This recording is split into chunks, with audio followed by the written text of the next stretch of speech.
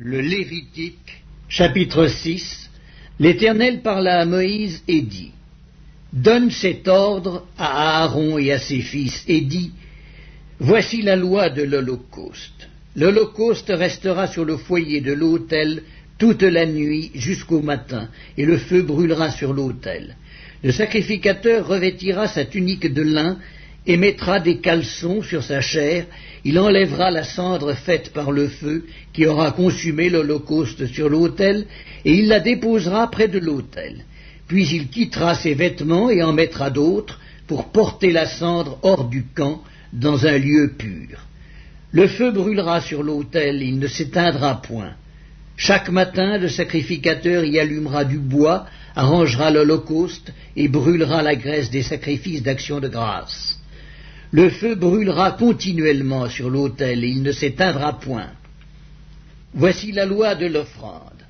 Les fils d'Aaron la présenteront devant l'Éternel devant l'autel.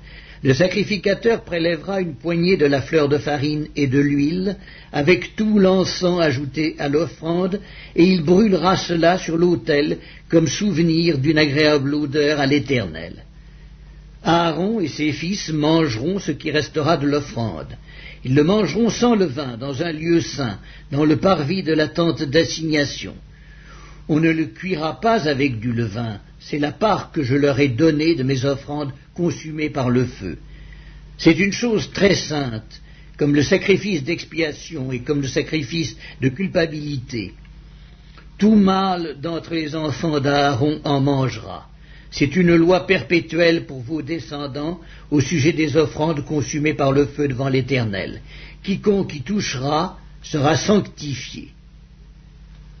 L'Éternel parla à Moïse et dit: Voici l'offrande qu'Aaron et ses fils feront à l'Éternel le jour où ils recevront l'onction.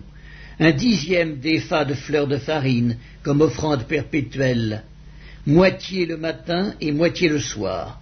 Elle sera préparée à la poêle avec de l'huile, et tu la porteras frite.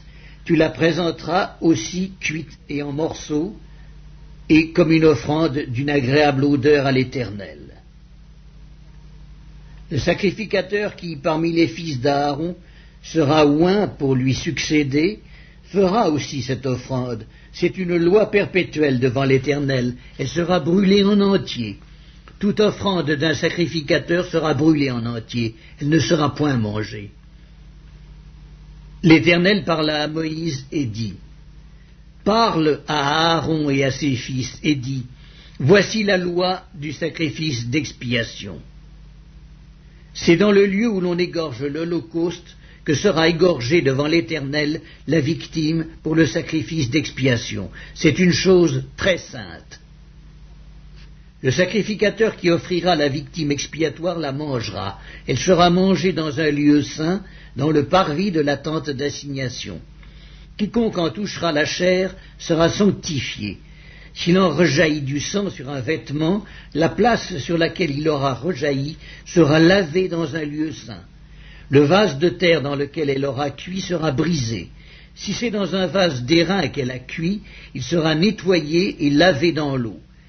Tout mâle parmi les sacrificateurs en mangera, c'est une chose très sainte.